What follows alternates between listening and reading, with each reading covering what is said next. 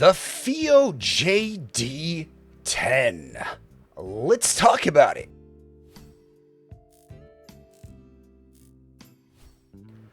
Now this is a single dynamic driver from Fiio. They sent this out to me as a sample, but all thoughts and opinions are my own. Yeah, you guys know the deal. So this is a very inexpensive IM. I'm looking at a deal right now for about $13. So depending on coupons, you might be able to score this with shipping for, 11, 10, sometimes less. It's a very inexpensive IM. So it's important to note that before we get too deep into the review.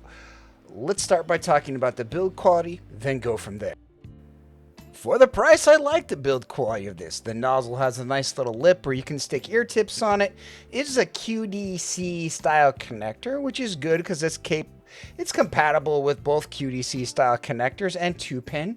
It is a nice kind of darker shell, but it's clear and you can see the driver right through there. The shell is comfortable, it's small, it doesn't have any issues, its isolation isn't super fantastic, but it's overall not bad. I like the faceplate of it. It smudges easily, but has nice little Fiio branding, and overall I find it to be a very fair shell, and it's handsome, and no major fault with this nice little shell. The cable has no chin slider, but a Y split. It does have a mic, and so you can see it has some nice little buttons on the controls here, and it's overall good feeling in hand and no problem. As a fair selection of silicone tips, with 3 being available, but again, nothing too exciting at this price point. So how does it sound?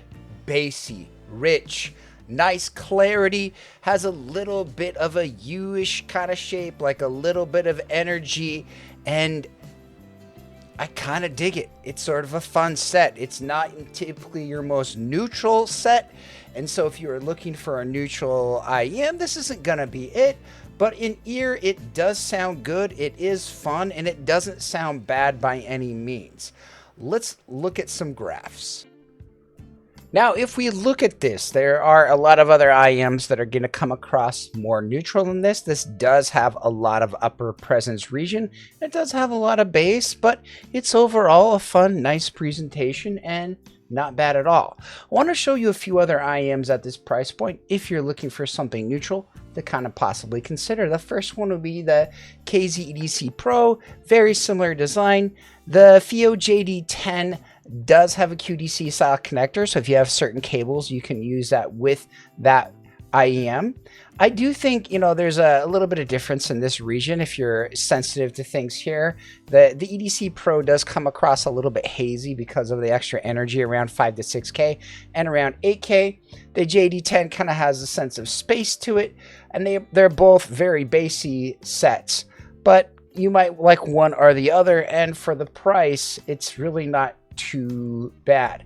One that I probably would recommend if you're really searching for that JM1 style target is the CCA Polaris. It has dip switch settings, but it is like $30 kind of depending. If we normalize this, you can see how much more bass the JD1 has, how much more that 1K or 1.5K peak and that 3.5-ish to 4.K peak on the JD10. So if that's a concern to you, there are other options for you. This is a little bit more of a fun set with kind of like a lot of upper mids, but it's also a very cheap set. So it kind of depends on what your needs are. Another one to look at is something like the Truth Ear Hola. This is, I guess they've discontinued. Then they have the Truth Ear Gate. It does have a nice little cable that you get with it, and its FR does look a lot like the Holas, so it's just something to consider in that price range if you're after it. And the last one we're going to compare this to is something like the DB2. Now this is one that's like, I don't know, it's not really the same, but it kind of has some weird air, and I feel like the air in the JD10 is kind of fun, and it does some things well. It has a nice just sense of space and funness associated with it, and like the NISAC DB2 is kind of one of those like that, but I think this is a little bit of a better version of it. I like it. I think it's fun. I think it's an enjoyable set.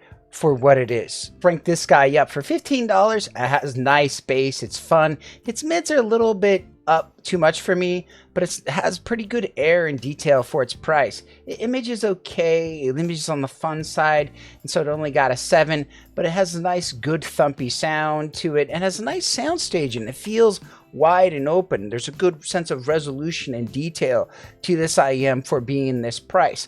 Again, is it perfect? Is it mind-bending? No, but it's really nice and it's fun, and it does get a recommendation for its price. We will be giving this IEM away here in a few weeks when we reach 2,000 subs. Something to note. You know, for some people, or some people that just want to know, is this a good earphone? Yeah, this is a good earphone. Here on my channel, we kind of focus on like determining which earphones are good and for what kind of people. For people that are in that space for a budget IEM, I think this could be a good set. It's not perfect, but it's super enjoyable and fun. I like the sound of it, and it's fun to listen to. It's easy, music is nice and clear sounding, and for $15, you kind of can't go wrong. It has some faults if I want to nitpick, but at its price, I do find it an enjoyable little set that is a little bit kind of bouncy on that fun side, but I think a lot of people are going to like it because I feel a lot of sets just go for the same FR, and this kind of does something different. So this does get a recommendation. If you guys have any questions, leave them in the comments below, and I hope you guys have a great day. You're still here. It's over. Go home. Go watch another IEM video. It's done. That's the entire video. What more do you want?